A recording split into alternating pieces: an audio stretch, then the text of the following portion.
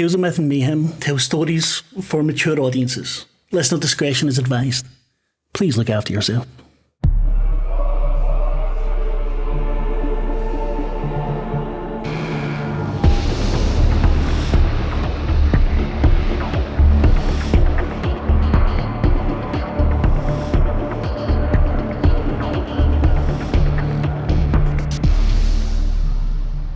Welcome to Tales of Myth and Mayhem. I am Marc, your storyteller. We are playing Kult, Divinity Lost with another try game of The Driver. This time with Aileen. Aileen, how you doing? Who are you playing? I'm good, thank you. I'm playing Lola Cakes, who is a gangster, but a wannabe big gangster, but hasn't yet climbed to that height that they're after, not through want of trying, but through lack of subtleness and level-headedness. Sounds good. So, let's get started then. Lola Cakes, is a gangster, wants to be big. Right now, she's on the run. You're in an old Dodge muscle car going through the Nevada desert. It's night, but it's still fucking hot. The air is so dry. Dust coming in through the AC, there's a wind blowing through the air vents. The wind blows. You're going fast. You've not slowed down in, well over an hour. Your eye keeps getting drawn to the needle fuel gauge. The needle on empty. Been that way for longer than you had hoped. What is it you're running from? Well, I decided I was taking things into my own hands. There was something I wanted, and I knew it could help me. I knew that if I had bayonet in my possession, that I could make it, that I could finally be recognised by all the people, that finally I would get people's respect that I deserved. And so I was taking it, I was swapping it out, you know, the little old Indiana Jones changey, hey presto. But it didn't exactly go the way I meant it to. And are you on your own just now? No, unfortunately not. My bestie, my right-hand woman, my ride or die. It might be a ride and die at this point. She's on the back seat. Sophie didn't know what I was up to, but she's always stood beside me and, well, she got in the way. It wasn't her fault necessarily, but she got caught in everything that was going on, and now she's on the back seat of my car. What happened? Well, she started talking, asking me what I was up to. No amount of shushing would convince her that, you know, she should shush. And of course, someone found us, someone was alerted to our presence, there was a scuffle, there was gunfire, and I couldn't leave her there. It wasn't her fault. She was going along with it, even if she didn't know what I was doing, but she really should have just kept her mouth shut. Who shot her? Well, I'm not sure. It could have been me. I mean, we might never know, but... Just all in the hectic of it? It was so quick. Like, I had the bayonet in my hand. We're, you know, about to clear out the room, and we were set upon, and there were shots and chaos, and we ran. Who are you running from now? Well, the person that owned the bayonet before wasn't particularly happy. Who's that? Mickey Keane. And did you know him already? Oh, yeah. Like, I've worked for him for ages. That's how I knew what this was. That's how I was allowed to be in the area to get close to it. But he trusted me. He just didn't respect me. And now Sophie's lying in the back seat. She's not dead, you know she's not dead. You can hear the snoring. For the past hour, she's not unconscious, she's asleep. But the snoring goes loud and quiet, loud and quiet. You glance in the mirror and you see on her side the towel that you put to help staunch the bleeding is soaked in red. It might be painful when you try to get it off. I'm going to have to do something. I can't just let her bleed out on my back seat. She mumbles something. You can't quite hear what it is. At the same time, the car coughs once and dies. Fuck. As you say fuck, you glance and see in the darkness a small light off maybe, well, with Sophie, maybe 20-minute walk, you think. So like, we can't see what sort of building or what the fuck it is. It's just a light in the distance. We're gonna have to move. I need somewhere I can see what's going on, how injured she is. I need to get off the road. they'll spot my car anyway, but we're gonna have to go towards whatever that is. So mumble something again as you wake her up. She looks at your eyes, not quite focusing properly. What? What's going on? We've got to move. Come here with me. Come here.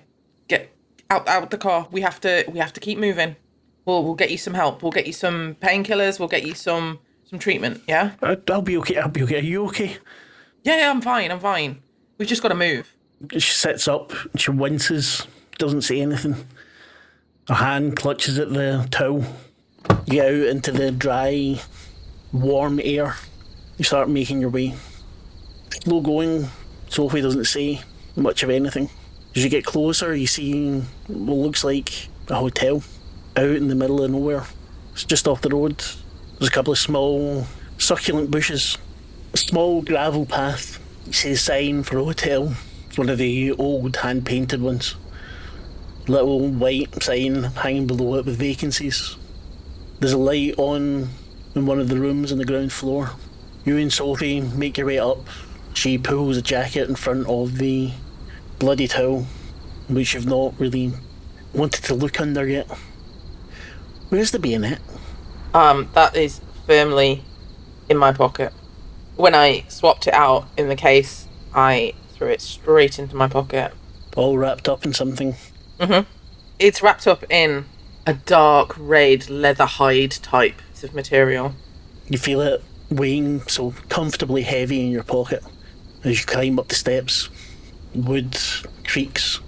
There's no real smell here, just the dryness. Doors closed to big double doors. There's faded stenciling, so scraped off in bits. It says the Sinclair Family Hotel welcomes you. Or that's what I would have said, but there's letters missing, bits chipped off. The door opens as you pull, the bell rings. You hear footsteps coming very quickly towards you. Guests? It's not a young man, maybe 40s, 50s, balding, pencil moustache. Father, we have guests! Oh, come in, let me take your luggage. And he looks slightly disappointed that you don't have any. Well, never mind. Come to me, come. And he walks over behind the very ornate counter. You don't see any computer screen or anything else. You see a large sign-in book. Some big, thick pages. It's massive. Seems to be about halfway through. Just the one night, will it be? Just one night. Yeah, room with a bath, please. I'm sorry, our rooms with the bath are all taken at the moment. There is a bath, though, on every floor. It's perfectly clean. You'll have your own key for it. You can lock it. No one will be able to get in. I promise you, I know that's a concern with young people today.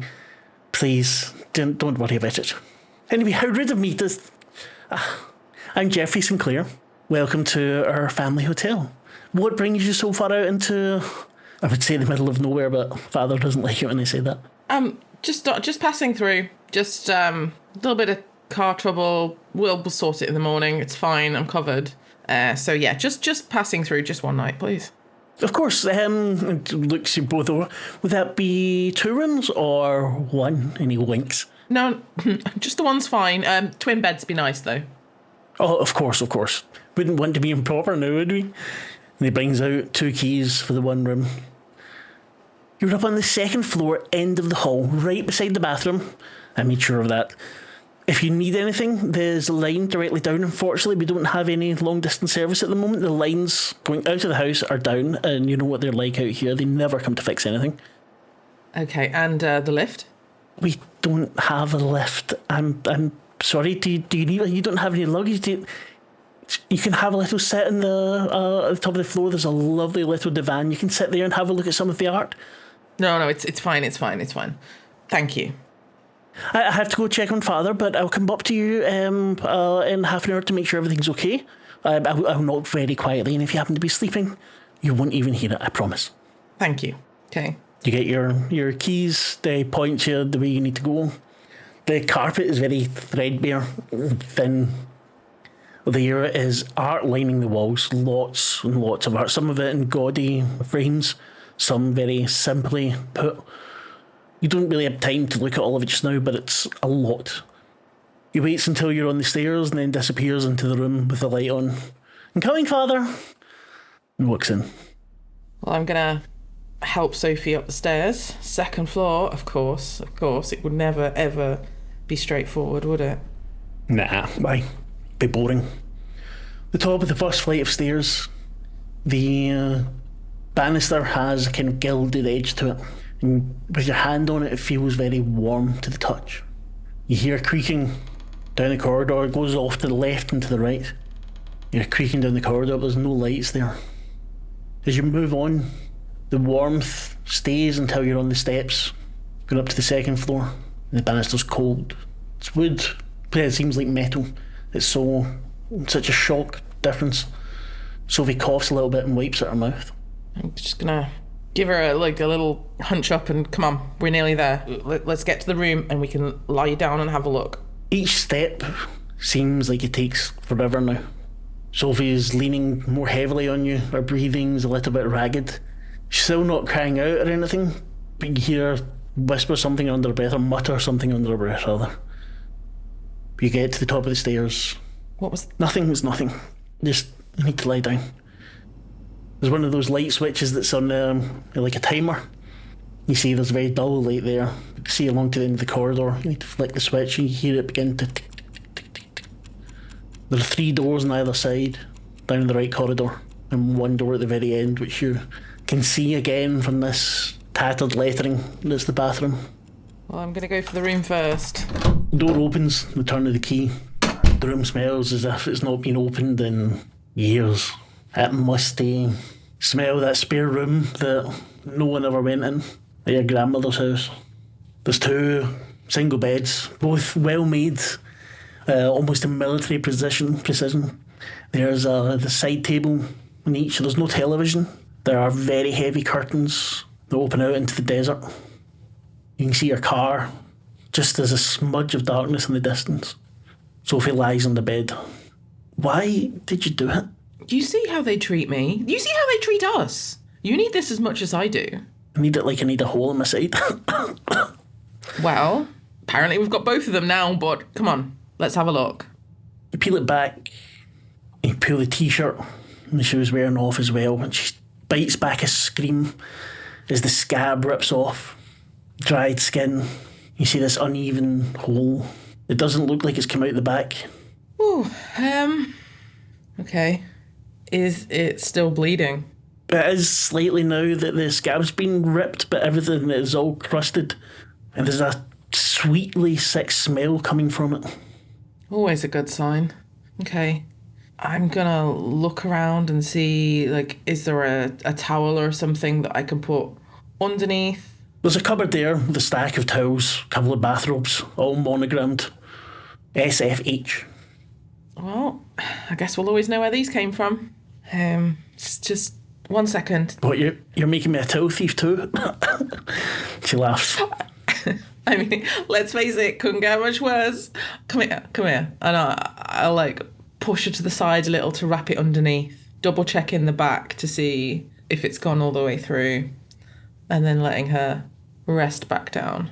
There's no exit wound that you see, but as you lay her back down, she starts to snore again. I'm going to put some pillows behind her head to sit her up a bit, to make sure she's not drowning on blood, you know, that sort of thing. It's a good idea, yeah. Okay, and now I'm wondering what to do. So let me think about this. I can't call anyone from there. I can't call anyone long distance. Car's fucked.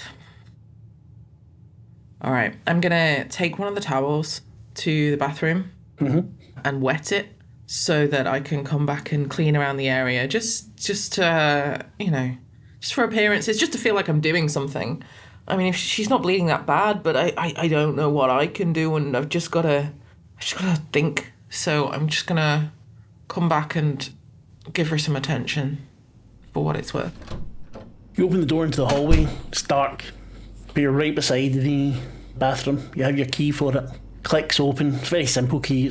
You're thinking about it, how easily it would be to get the lock in this. In fact, if you wanted to rob every hotel room here, it would take you a couple of seconds. You wouldn't even need proper tools. The bathroom, again, has one of these lights on the timer. Pull it back, and you hear the tick, tick, tick, tick, tick. The bath itself is one of these claw-footed baths. It looks very, very fancy, in much better condition than the rest of the place. The sink as well, so the gilded taps, very elaborate looking design. You turn the tap on, you glance in the mirror, you see blackness where your eyes should be, you see blood at your mouth as if you've been eating. I want you to keep it together, please. Oh. It's a failure of 5. You can drop your stability there by 2. Yep. You are frozen in fear for the moment. The towel running, the water getting warmer. You haven't turned on the cold yet. You're looking into these dark pits where your eyes should be. You start to breathe. Pillar, you tell me how you're reacting to this actually, instead of me telling you. Well, kind of my eyes go wide and I'm staring at myself, turning my head side to side to see if it's just a little bit, or is my whole eye gone? I could press the light again just to make sure that the light bulb isn't being odd. And you want to do that, but you don't move. You think, I need to do that, and you're in front of the mirror, and you turn, and as you turn, the blood around your mouth stretches with your lips into a grin you don't feel on your face. And then the water gets too hot and your hand scalds and you drop the towel, you glance away, and then you look back, your face is normal. Yikes. Okay. I'm gonna splash some water on my face. You get the cold tap going a bit, splash some water on your face.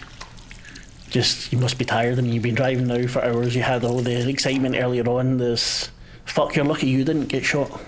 Yeah, it's luck. You open the door to the bathroom with the towel in your hand. See the balding man standing right in front of your door. Oh, you are still awake. I thought you might be. I just wanted to let you know that we serve breakfast at 7, from 7 in the morning till 10, so no problem if you want to sleep in. What time is checkout? You can check out whenever you like.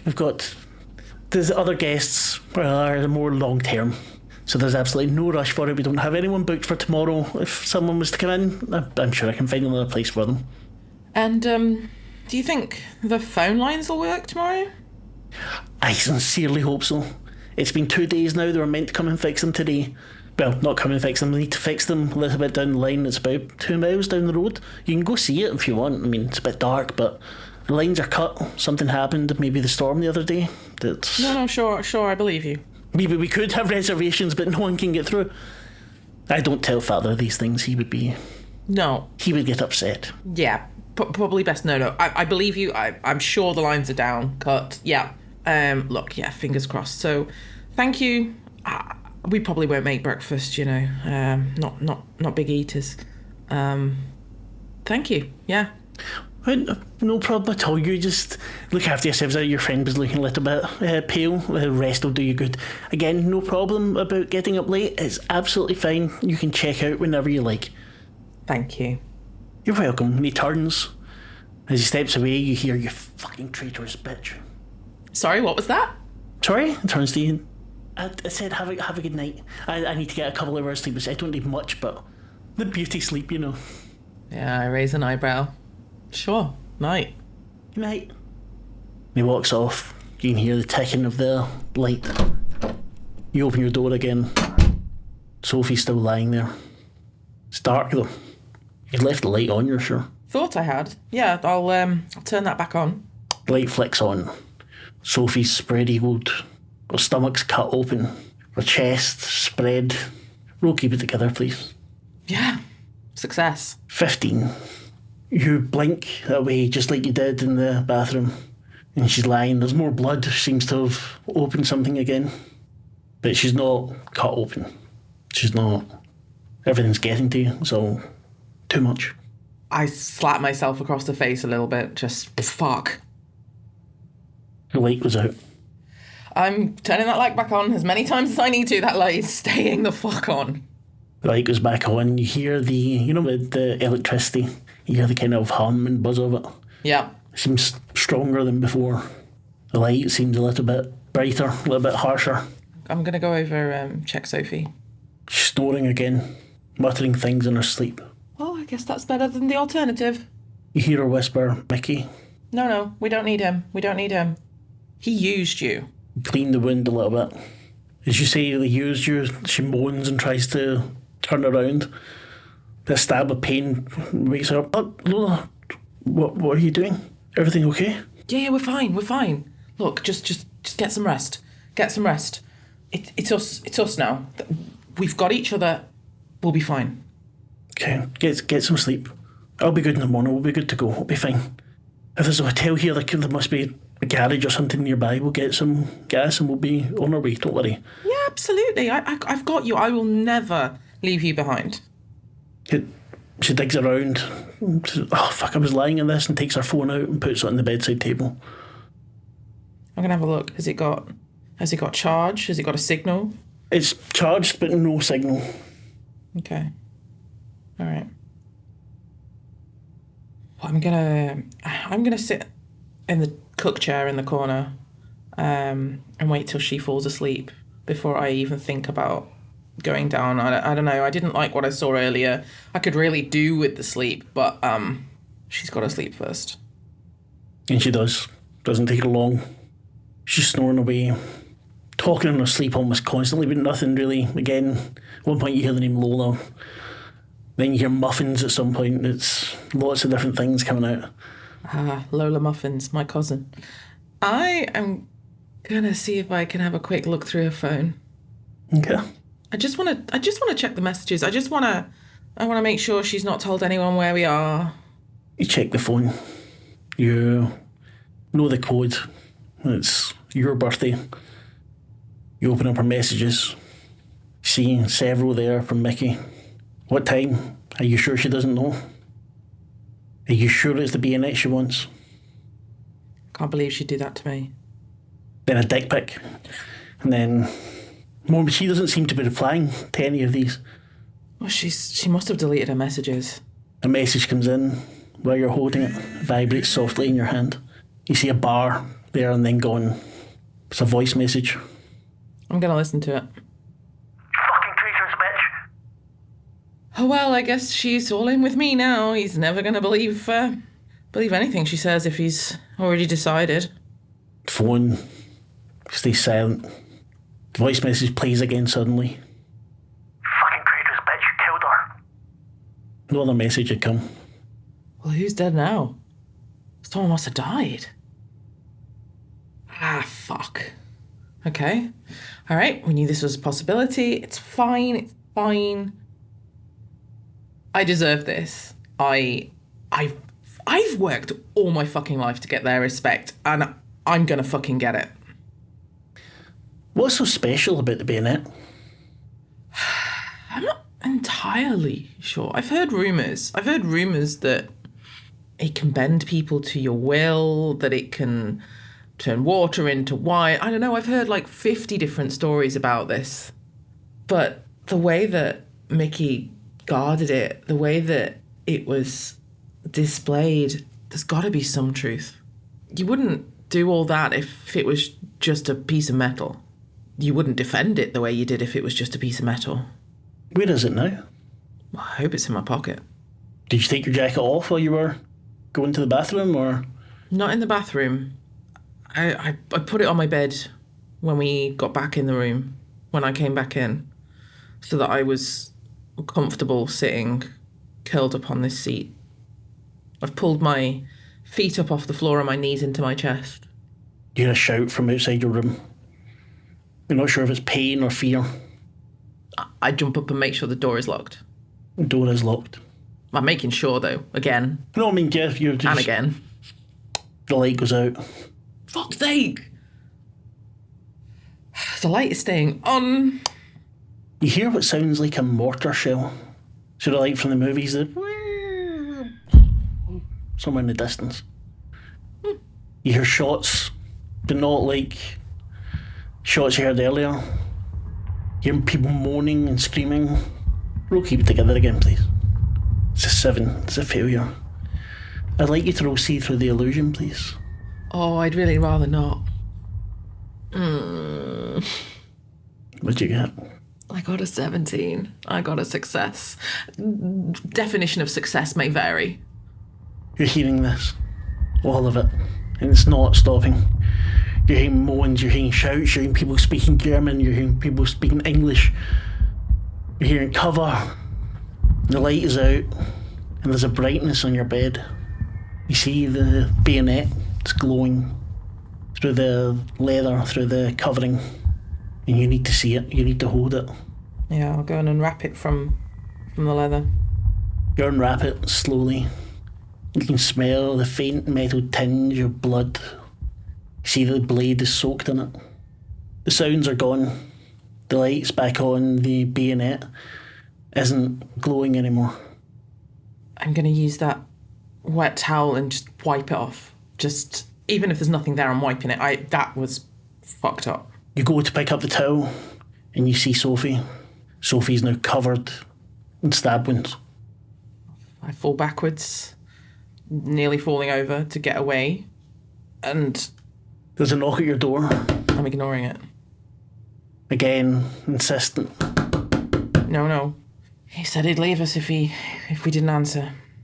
Gets heavier. I'm going to keep the bayonet in my hand and look through the people. Bayonet feels warm. Your hand feels as if it's made for your fingers to hold it. It's not the balding man outside your room. It's an older man. There's a couple of thin, wispy grey hairs clinging to his head. His skin is sallow, wrinkles. The nose has burst blood vessels. Someone who drank way too much at some point. I'm good, thanks. He looks directly into the eye hole of the peephole, and you see him. I know what you did, you traitorous bitch. And he smiles and starts banging on the door even harder. He sees bits of blood flake off onto his face, and his knuckles rapping at the door. I push my back against the door and wedge myself on the floor. He just keeps banging and banging. You're holding onto the bayonet as tightly as you can. It's about 3 a.m. now, and he doesn't stop. But no one comes to see what's going on. All right, I've had enough. I'm gonna open the door quickly, armed with the bayonet. What do you want to do? Just screaming, what the fuck do you want? Guy's naked. His body's covered in scars. Back the fuck up and go away. He just smiles at you. You traitorous bitch. Did it feel good? Did it? You don't know anything. Fuck off. He steps towards you. Back off. And I bring the bayonet up. Roll violence. Success with complications. I rolled an 11. Bayonet comes up. To protect yourself, of course. The man walks into it. Punctures his paper-thin skin. You feel as if it's sliding through something dry and dusty. You can feel it nick against the rib or the collarbone. And hear a slight pop as it comes out the other side. I'm going to use my other arm to push him back off it. You try to do that, and he grasps you, pulls you tight, and whispers in your ear, "You get everything you ever wanted, don't you?" I always fucking do. You hear his breath come out, the death rattle, something gurgling away somewhere deep in his chest, and he collapses onto you. I'm going to have to bring him into the room. I can't leave body outside. I'm already suspicious enough. You pull him in. There's no blood. Or there is, but it's dried. Colour of rust. The phone rings. Sophie's phone. I'll go and have a look. What does it say on the front? Unknown caller. I'm going to answer it, but I'm not going to say anything. That's true. And it clicks off. You hear a slight moan come from Sophie. You hear her say, "Mickey." Snap. I snap at her a little bit. Don't fucking talk about Mickey. He can't help you. He can't help us. He loved me. The voice is stronger than it was before. He didn't love you. He loves the idea of you. But you know what it's like. He'll just trade you in for someone else when he gets a whim. He loved me and he knew you were good for me. Were you even going to tell me you were swapping it out? Were you just going to lie like you always do? Don't lie. I just didn't tell you. It's different. Fucking traitorous bitch. And she coughs. You see you don't know how she could have been talking with that many stab wounds in her. And looking at the stab wounds, they're all identical to the one that you thought was a gunshot wound. You remember in the fight, she tried to stop you from taking it. There were no other people, it was just her, you, Mickey's house. Mickey didn't have lots of guards on this thing. She tried to tell you it'd be better without. You remember being so angry with her. You remember telling her you would get what you want and the blade slicing into her. And you were right then, she did exactly what you wanted. She came with you, it was as if something changed right away. As soon as that blade pierced her skin, she was yours again, not Mickey's. It's worth it. She'll be fine. She'll be fine. I'll get her cleaned up. We'll get out of here. Go lay down low for a while. It'll all be worth it. 2 bodies lying in your room. One young, empty of blood, the other one old, desiccated, dry. The bayonet in your hand. What do you want to do? I'm going to put the bayonet down for a minute and move the guy's body down the side of the bed that I can't see, like the furthest from where I would be. Mm-hmm. And then move from the chair to on the bed so that the bayonet is on the material at like the foot of the bed. Mm-hmm. And I'm kind of sat up at the head end, again with my knees pulled up to my chest, kind of trying not to touch the floor, just sat staring at it. You're staring. And the old Bakelite phone rings. Pick it up. This is your morning wake-up call. It's not the guy's voice you talked to the night before. Miss Cakes, this is your wake-up call. I'm going to put that phone the fuck down. Slam it down. It makes the ring sound as it hits. Still dark outside. Check your watch or your phone or the phone. It's what, 5 o'clock in the morning? Didn't seem like 2 hours had passed. You can smell both the bodies of escaped their bowels at some point. You're not sure when. You can smell shit and piss and blood. But it doesn't put you off at all. The bayonet is at your feet. You could swear it's been whispering to you. I'm going to have to go. Like, I just wanted her with me. But if she's not coming, then I might as well leave. Are you just leaving the bodies there as they are? Yeah.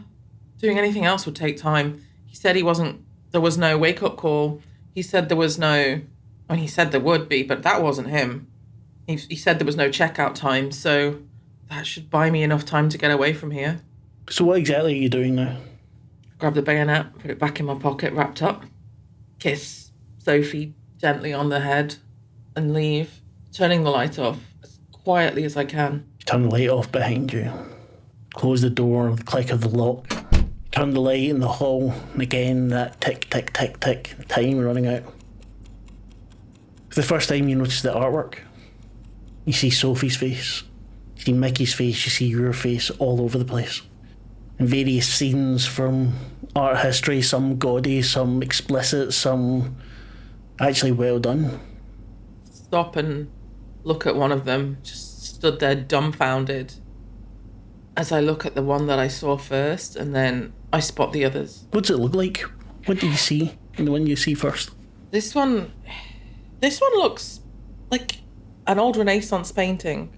The 3 of us are there, Sophie and I, on a swing, rococo, fluffy clouds, maybe a cherub in the corner with Mickey at the back, watching, but just passively as we giggle together on the swing.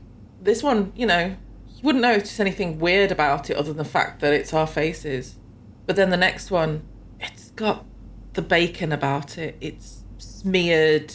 It's just unsettlingly different. It's not out and out horror. We're not talking blood, but the faces just look a bit too long. The eyes are oval rather than circular.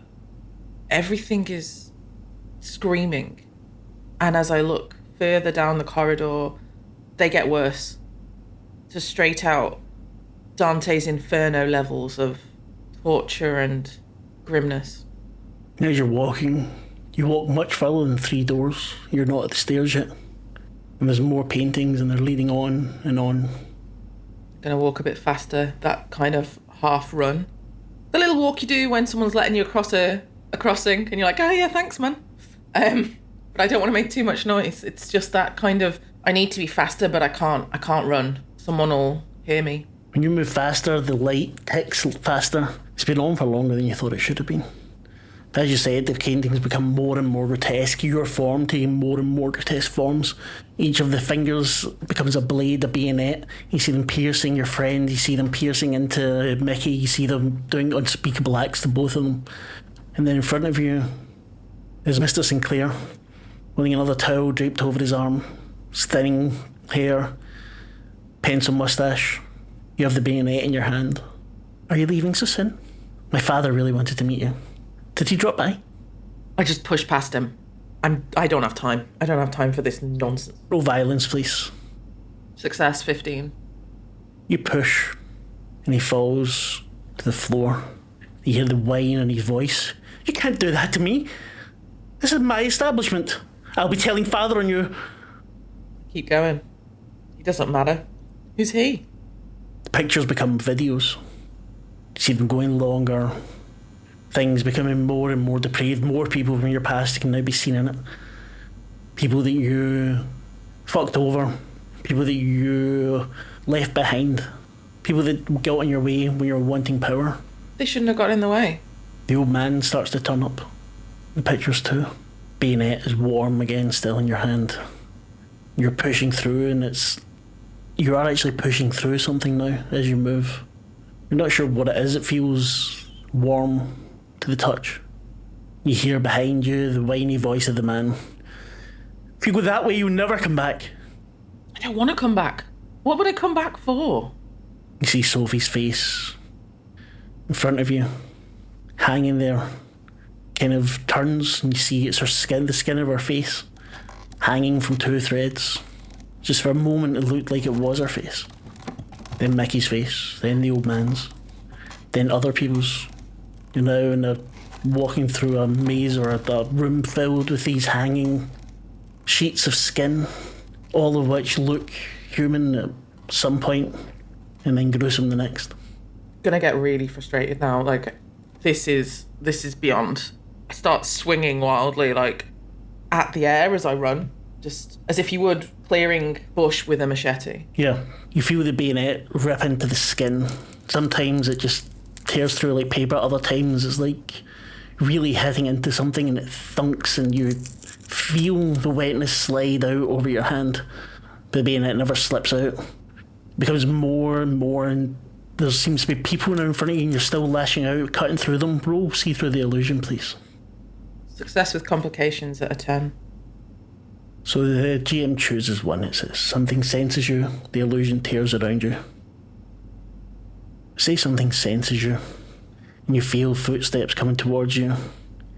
You hear all this meat being crushed. You hear voices of the people you knew. You hear a whisper, "That's not yours." Something takes your arm in its hand and you feel it crushed. The bayonet falls to the floor. Roll endure injury, please. Success with complications, another 10. You don't pass out, but your arm is useless. The pain is excruciating, but you're transfixed by the voice. Traitorous bitch, it says. And then it's gone. You're in the hall, the top of the stairs. On the floor, your hand is crushed. You have left bloody footsteps coming from your room. You hear a shriek as the bald man sees you, or the balding man, sorry, sees you. And he runs. He runs at me. No, he runs away. So he should. Taking the steps two at a time. I'm gonna find a way out. I've got to leave this. You rush down. He's still screaming. No one else opens any doors. No one else comes out. He makes it to the front door, opens it. You hear another scream and a gunshot. You make it to the bottom of the stairs. Two men standing, one over the balding guy, the gun in his hand. Both of them are smiling at you. Do I know them? No. They look at you. Their smiles just get bigger as they see you. Look at your hand. Buck wants to see you. Buck? Who the fuck is Buck? And what's he got to do with anything? Just come with us. We'll tidy up your mess here. You can see 2 guys outside, gasoline canisters, pouring it on to round about the walls. Do you not think that'll be worse? Setting fire to a whole hotel? Do you know anything? Do you think this guy wanted to live here with his dad forever? He didn't seem to want to need anything else. He seemed perfectly fine. Some people don't need to be successful, and some people don't deserve to be. We'll make sure the police find some material in his computer. It's all good. Buck's very impressed with your work so far. What? Maybe Buck and I could come to an agreement? Takes a gun and, takes in the hand, points as if points towards the car after you. Fine. I don't really feel like I've got an option. I don't want to be in this fucking place anymore, especially not if it's on fire. I guess Sophie's gone. Mickey, I must be gone. I'll follow. You follow to the car. It's a very nice market sedan. Door gets opened for you. There's a man sitting in the back. He's very muscular, very tanned, kind of long hair and back, big grin on his face. You glance at him, you see what looks like a crown of thorns or barbed wire just for a second, and it's gone. Car moves off. You hear flames in the back, behind you. They start to roar. You see, looking back, starts to see the building. You see someone at a window banging. You hear screams, you hear a gunshot. I look away. When I see a person in the window, I just turn my head. Gotta say, I'm very impressed with that little tool you managed to steal.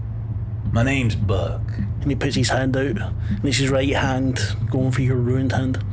I kind of wave it at him in like a, come on, my dude, we're not shaking. But like, give him the nod. I understand, but obeying is kind of a key here. And he grabs at your hand, and you feel the pain as he shakes it. You feel another bone crack or crumble. You see, I think you and I are on the same wavelength. The great lady gave me a gift, and I'd like to share that gift with you. She asked for 200 souls, but I want to give her so much more. My name's Buck, but she called me the Monarch of Slaughter. And I'd like to offer you a job. And that's the end. You've been listening to Tales of Myth and Mayhem. You can find all the links to find us in the description. Hope you enjoyed yourself.